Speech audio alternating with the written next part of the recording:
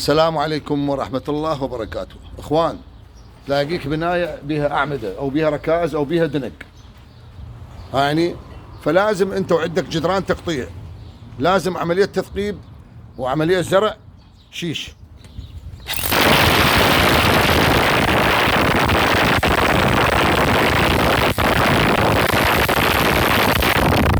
تقريبا 60 سنتيم الى 75 سنتيم، يعني كمعدل 3 شياش هنا كل 75 زرع شيش.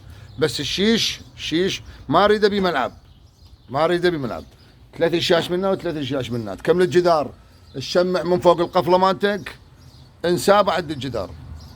شوف هسه الشيش مالنا شلون راح يقعد.